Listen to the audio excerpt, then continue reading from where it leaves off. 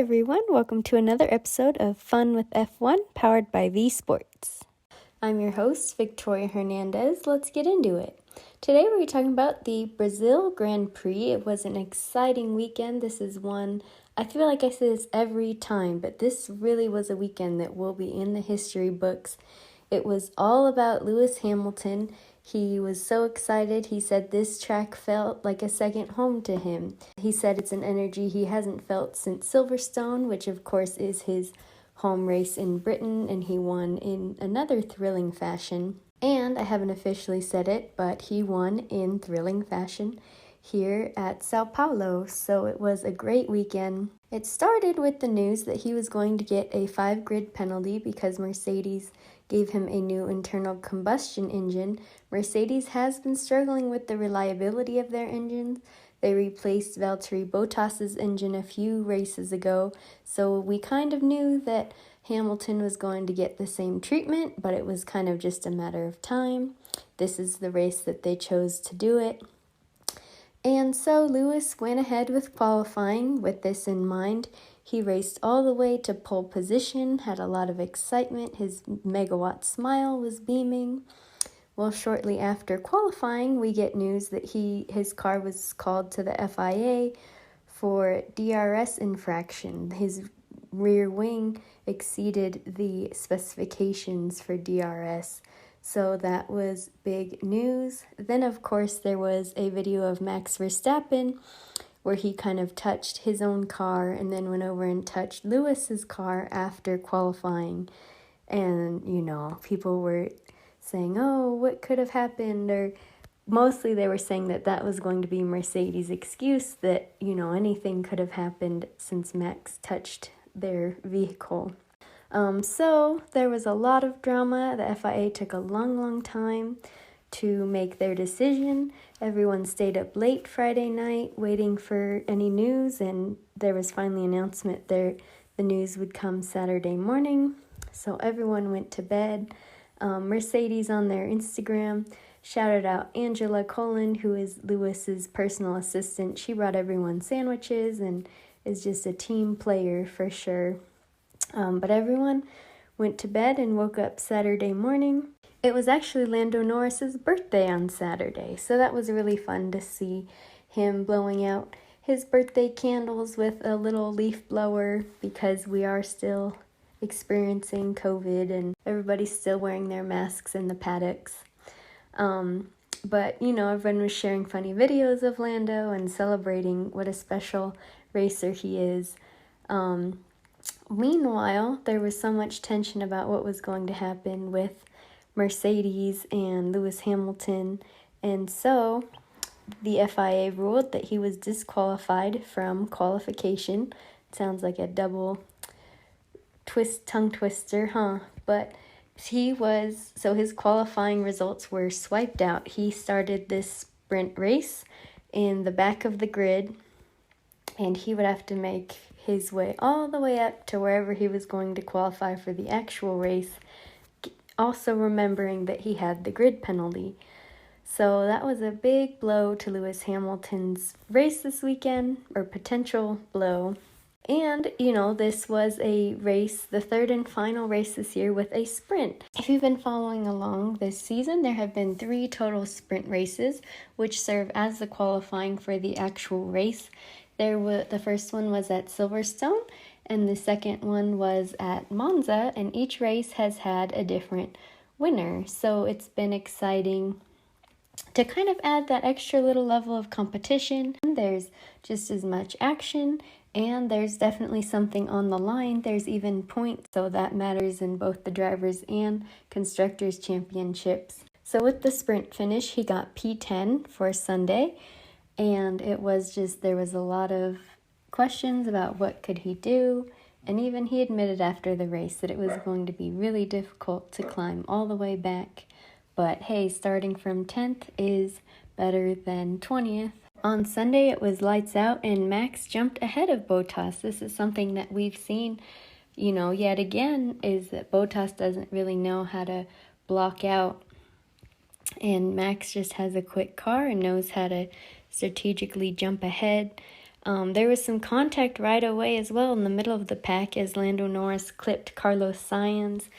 Carlos kind of got off the grid late, and Lando tried to swerve around to the right of him, and there wasn't enough room, so he fell down the grid, had to take a pit stop because his tires were blown, and that was how the race started. It was very quickly that Sergio Perez also jumped ahead of Valtteri Bottas, so Red Bull was just looking really strong. But here came Lewis Hamilton. 3 laps into the race, he had already jumped to 5th place. 5 laps in, he was already in 3rd. Valtteri Bottas kind of let him go by.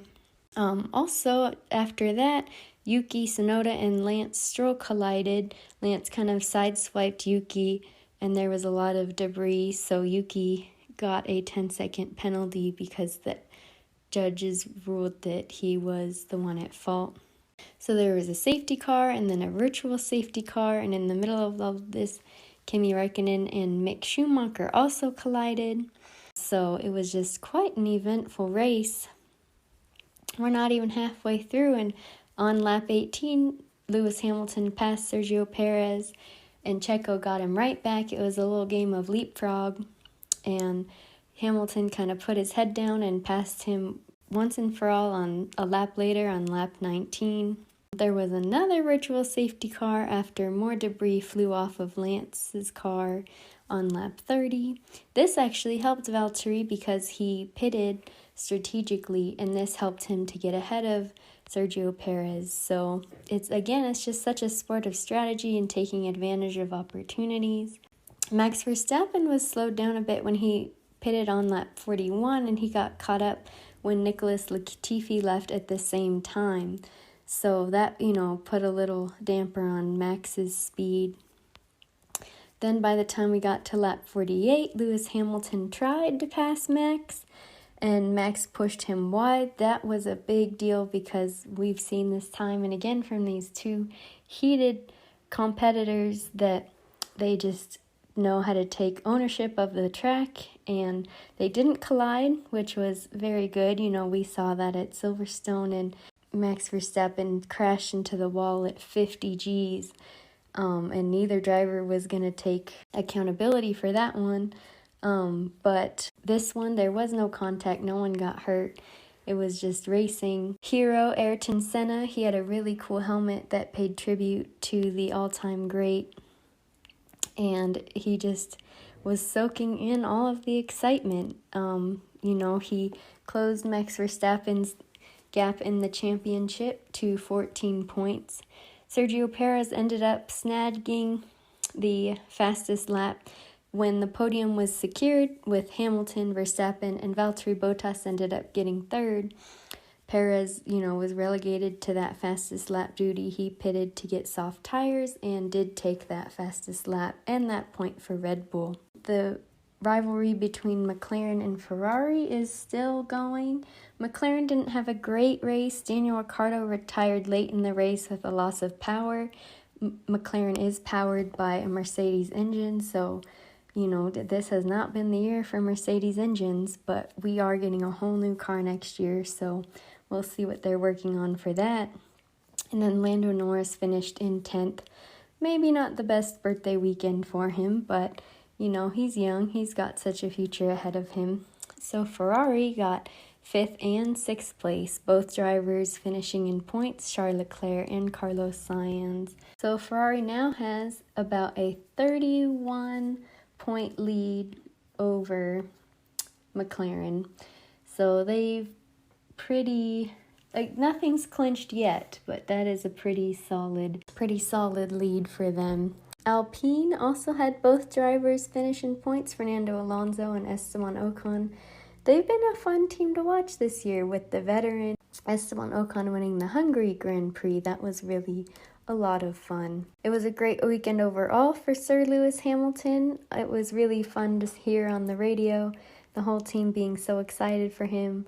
Toto was congratulating him on coming back 20 places, and Lewis, of course, corrected him and said it was 25 places. That's just unheard of. Like, yes, Lewis had a new, fresh, faster engine, but he's just an expert racer who is really making his mark in this sport. So there are only 3 total races left. Next is the third leg of this triple header. We will be heading to Qatar next weekend. This is a race that was announced late in the season. It fills in the vacancy since the Australian Grand Prix was canceled due to COVID. So this was announced in September, and after this race, we will be going to Qatar for 10 years starting in 2023. So the sport is growing so much. Of course, we have Miami next year. I think I say that on every episode because it's just so exciting to me. And it's clearly expanding in the Middle East, and just such a global sport this is. So many people get excited about soccer and call it the beautiful game, and it truly is. I'm a fan of soccer as well, but Formula One just is growing so rapidly. It's so exciting. So yeah, we will see what happens at this new circuit with new, Lewis Hamilton has his new fast engine and lots on the line. So you know where to find us at V Sports, V with 3 I's. Stay tuned for more things sports, music, and culture, and more fun with F1. Take care.